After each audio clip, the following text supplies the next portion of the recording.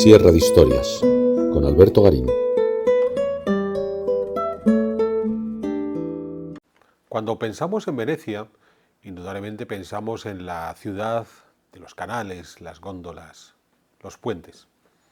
Una ciudad en mitad de la laguna, que fue quien la protegió de sus enemigos externos durante siglos. Pero hay una duda que nos puede venir de inmediato.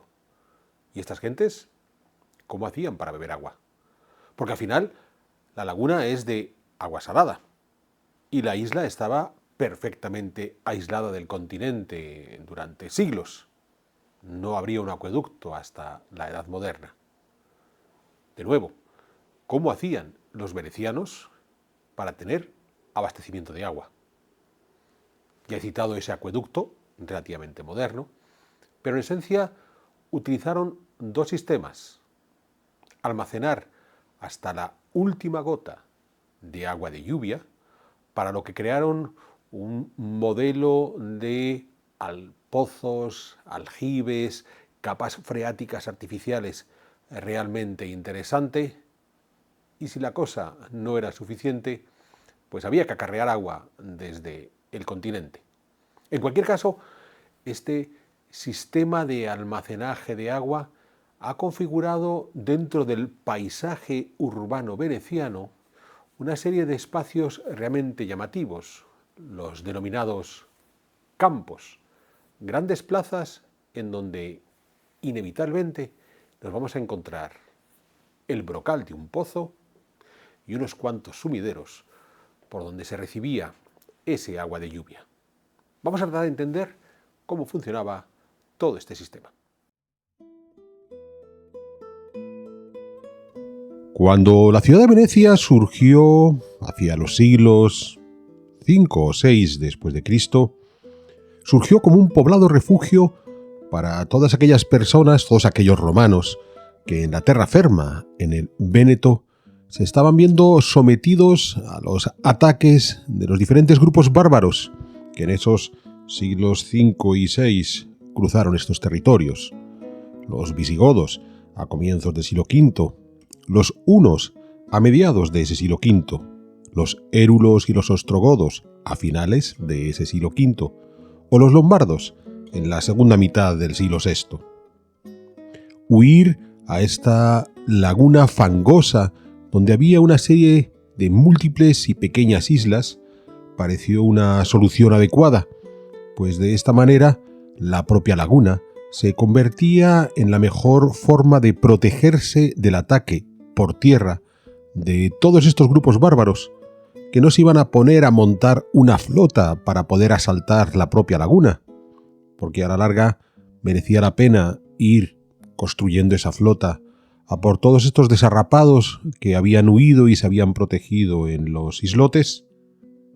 Además, unos islotes que no solamente ofrecían esa ventaja militar, esa capacidad de poder defenderse frente a los ataques de los bárbaros, sino que tenía un par de ventajas más, puesto que, siendo una laguna salada, contaba con peces propios del mar Adriático, que poder pescar y por tanto consumir como alimento base para estos venecianos, junto a unas salinas muy interesantes, porque esas múltiples y numerosas islas donde se fueron asentando los antepasados de los venecianos acumulaban una gran costra de sal, después de siglos y siglos de mareas que subían y bajaban, arrastrando esa sal sobre la orilla. Y la explotación de la sal había de convertirse en el primer motor económico de estos primitivos venecianos, puesto que a la larga es ahí donde consiguen obtener algo con lo que mercadear. Si los peces servían para alimentarse, la sal no solamente para uso propio de conservar esos alimentos, sino sobre todo para comerciar con los vecinos. Y a partir de ahí empiezan a desarrollar esa capacidad marítima que terminaría por caracterizar a la ciudad de Venecia. Pero en todo este modelo de ventajas por parte de las pequeñas islas distribuidas dentro de la laguna, la fortificación, los peces para alimentarse, la sal para comerciar, había un gran inconveniente: la ausencia de agua dulce. Porque para tomar agua, estos primitivos venecianos Por supuesto que de inmediato, cuando llegan a las islas, empiezan a excavar a la búsqueda de posibles capas freáticas. Alguna se consiguió concretamente en el Lido, pero fuera del Lido no había agua dulce subterránea. Solo se podía recoger el agua de lluvia o directamente acarrearlo desde el continente, lo cual, cuando estamos pensando que la idea es refugiarse en las islas y de esta manera estar lejos de los ataques de los bárbaros, no parece muy pertinente, puesto que estos bárbaros solo tienen que sentarse en la orilla a esperar a que esta gente se muera de sed y a partir de ahí va a ser muy fácil acabar con ellos. De modo que era necesario buscar un sistema para nutrir de agua dulce a la ciudad. De nuevo, lo que se nos viene primero a la mente va a ser el agua de lluvia, lo que se nos viene primero a la mente y lo que se convirtió en el corazón del sistema de recogida y distribución de agua dulce para Venecia. Hubo otras alternativas. La del acarreo de agua desde el continente es una de las más interesantes, sobre todo a medida que Venecia fue creciendo, porque aquellas islas diminutas de los siglos V y VI, con el paso del tiempo, los habitantes del lugar fueron consolidando las islas, no solamente fueron asentándose en el terreno que esas islas ya tenían, sino que fueron creando estos diques tan interesantes que al ser rellenados permitían que esas islas crecieran. Es algo que ya tenemos claramente establecido para el siglo IX. A partir de ese momento, cuando los venecianos ya demuestran que pueden vivir, veremos de nuevo la solución del agua dulce, pero sobre todo ser el punto de partida de una interesante red comercial, la ciudad seguirá creciendo, seguirá siendo interesante ampliar las islas para darle la oportunidad a que nuevos pobladores se asienten en el lugar. Y ya para finales del siglo XI tenemos una ciudad plenamente consolidada. Recordemos que en ese instante de partida Venecia era aún dependiente del Imperio Bizantino, pero es que a la vuelta de 2 siglos será Venecia la que conquiste Constantinopla, impulsando a los cruzados de la Cuarta Cruzada a atacar la capital del Imperio Bizantino, que los venecianos procedieron a saquear de forma contundente, hasta llegar al momento del máximo esplendor de la ciudad de Venecia, allá por el siglo XV, cuando se rumorea que podían llegar a tener 200.000 habitantes. Aún hubieran sido la mitad, hubieran sido 100.000 habitantes. Ya era una cantidad realmente notable para una ciudad construida sobre una laguna fangosa de agua salada, donde, de nuevo, el gran problema era cómo abastecer de agua dulce a esa increíble cantidad de gente.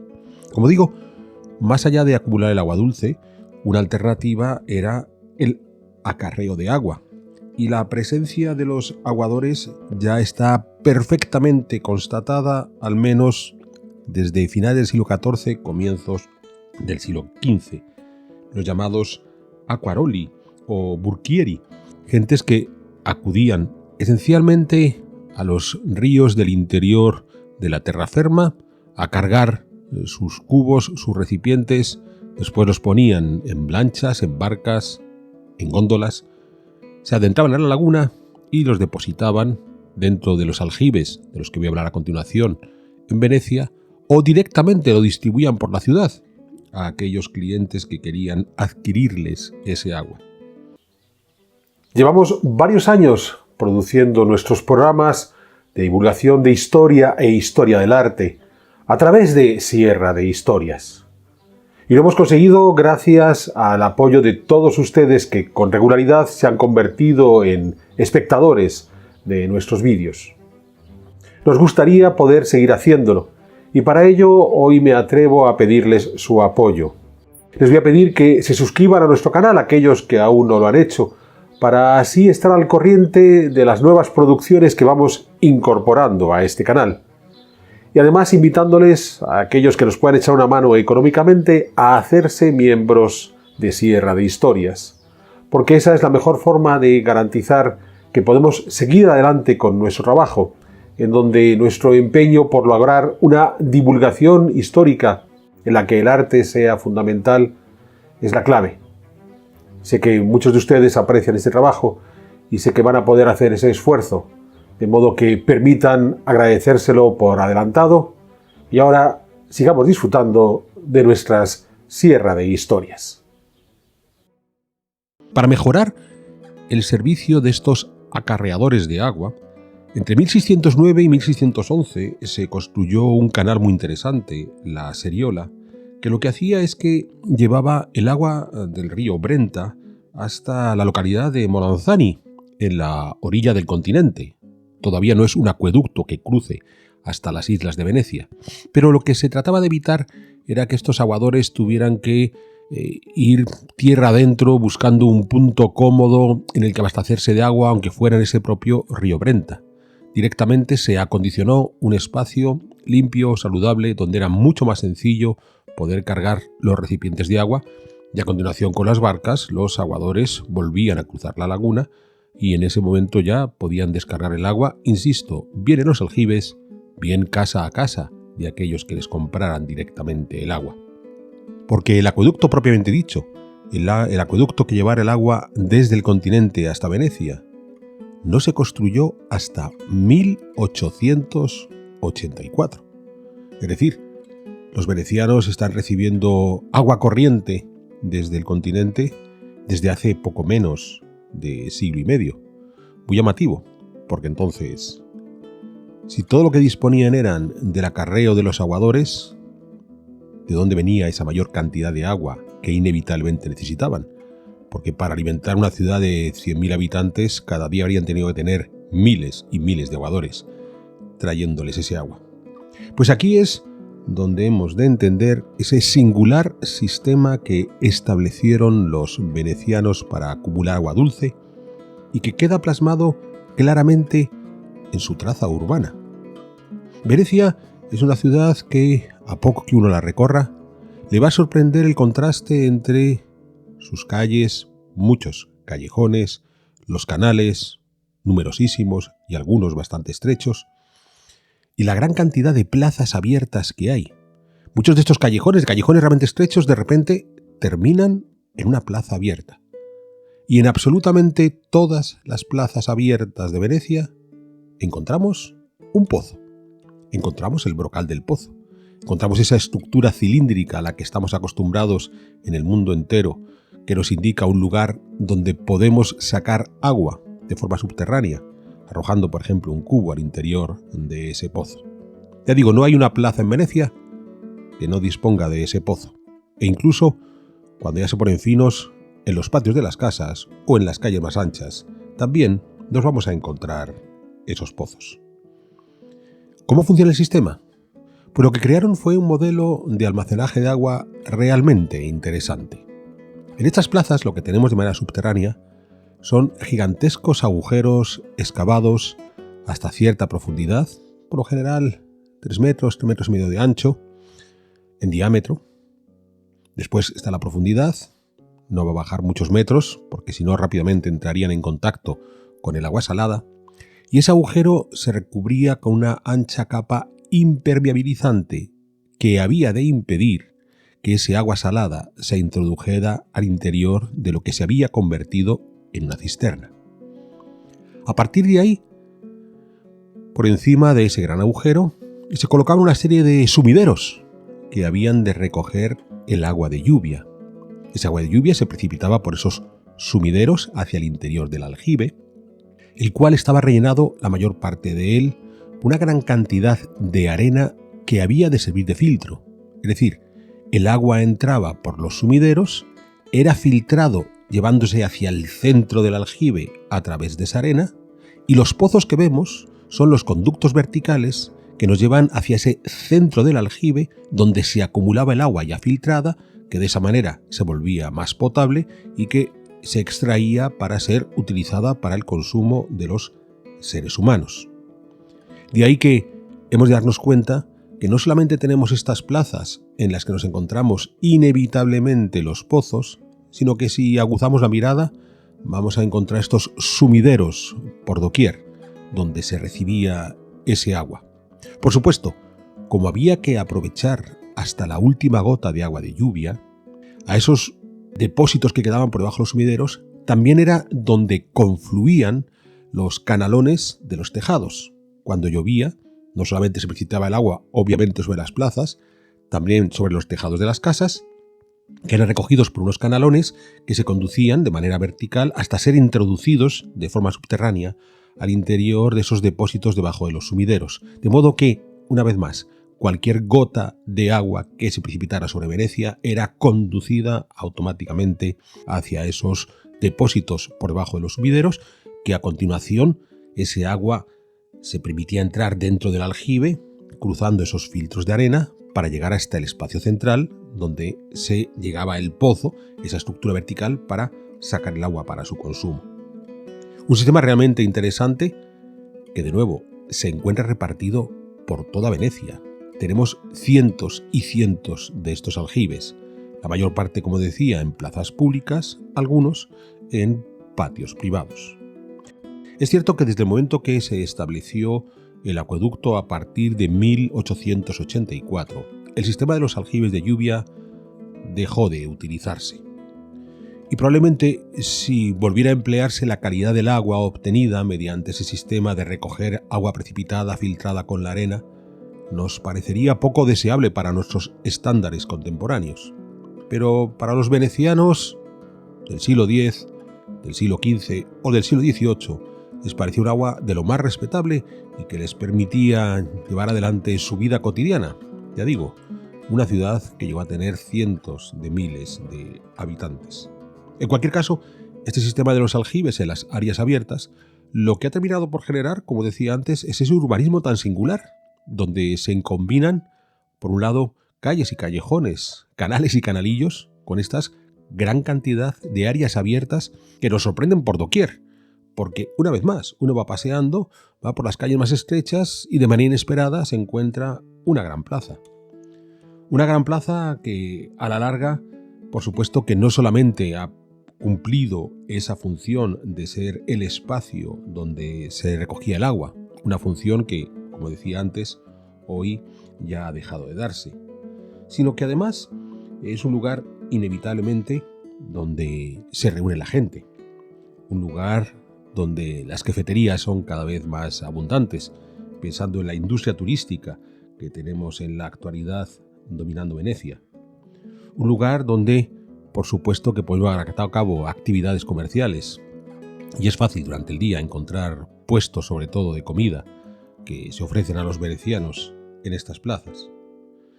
Y además, un lugar que ha servido como atrio para los grandes monumentos de Venecia, de modo que han sabido completar de manera muy adecuada esa combinación entre la necesidad de almacenar el agua potable con la posibilidad de establecer una solución urbanística, esta gran cantidad de plazas, que por cierto en Venecia las llaman campos, esta gran cantidad de campos que hoy tienen esa pluralidad de funciones tan interesante.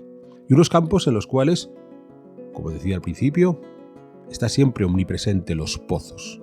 No importa que el sistema ya no funcione, desde el punto de vista patrimonial han decidido conservar esos pozos, lo cual es una medida realmente interesante. Y esto además, en la catalogación de pozos que se ha hecho, y son unos cuantos cientos de pozos los que se conservan, los más antiguos datan desde el siglo IX, lo que nos está indicando que ya desde ese siglo IX esta idea del gran aljibe subterráneo recogiendo las aguas de lluvia existía. Y a partir de ahí nos vamos a encontrar pozos hasta la primera mitad del siglo XIX, es decir, hasta poco antes de que se construyera el acueducto. Posiblemente en gran medida porque los pozos había que ir renovándolos con el paso del tiempo.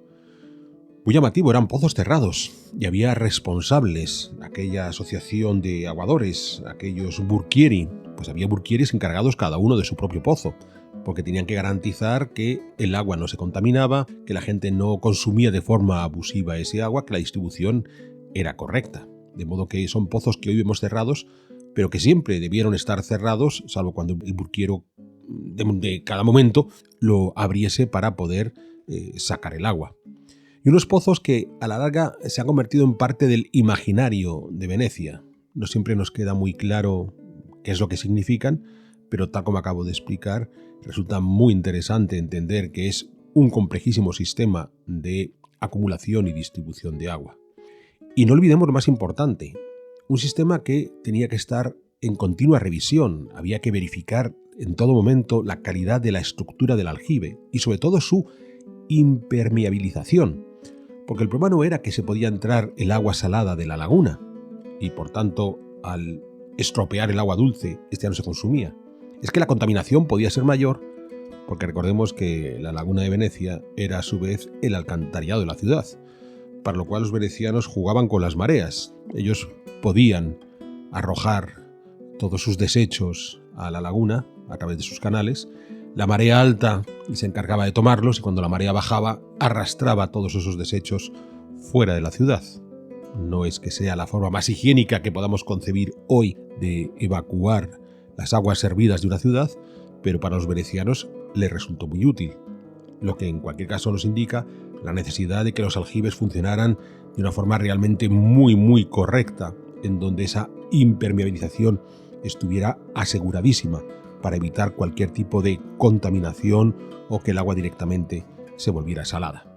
En definitiva, un sistema muy interesante que nos demuestra cómo allá donde las fórmulas más habituales que pueden emplear los seres humanos para almacenar y distribuir el agua, en esencia, la búsqueda de capas freáticas mediante pozos verticales o mediante estructuras horizontales como los canats, la presencia directamente de fuentes que pueden ser canalizadas a través de acueductos y que viene a ser el sistema más sencillo, el más habitual, por ejemplo, en el mundo romano. Pero cuando todas esas alternativas no existen, se requiere un poco más de ingenio y los venecianos lo demostraron con su sistema de aljibes y de pozos. Eso sí, demostraron que si tú quieres nutrir de agua dulce a una ciudad en la que hay miles, decenas de miles y en algún momento cientos de miles de habitantes, la cantidad de aljibes que tienes que construir es brutal. Esa idea que sabemos que el maestro Isaac Moreno nos recuerda siempre, de que encontrar una ciudad en donde de repente aparece uno o dos aljibes puede ser suficiente para nutrir de agua a los habitantes de esa ciudad, no termina de ser del todo correcto. Primero porque este agua no es la más adecuada en el momento de consumir. Si no queda de otra, como le sucedió a los venecianos, pues no queda de otra. Pero segundo es que los seres humanos consumimos mucho agua al día.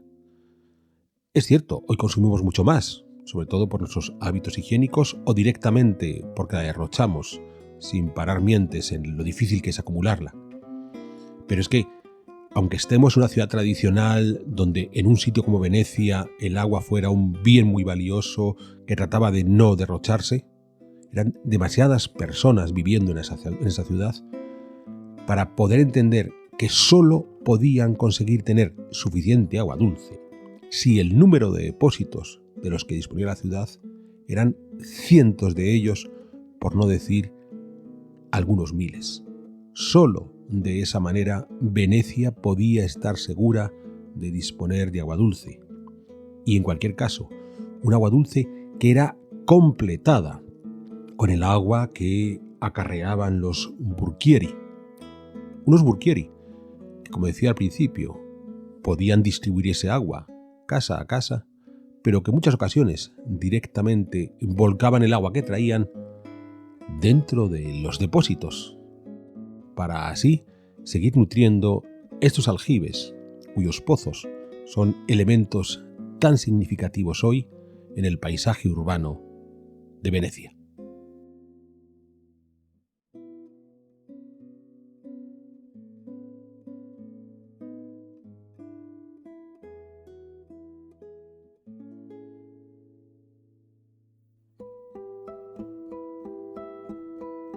¿Quieres incorporarte a la comunidad de Sierra de Historias?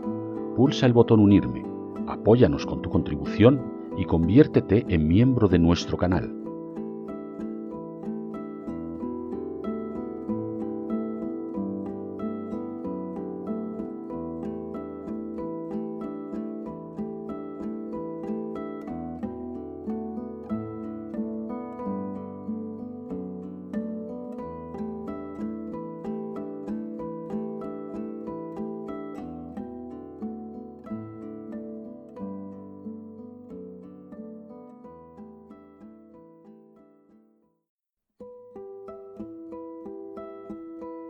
¿Quieres incorporarte a la comunidad de Sierra de Historias? Pulsa el botón Unirme, apóyanos con tu contribución y conviértete en miembro de nuestro canal.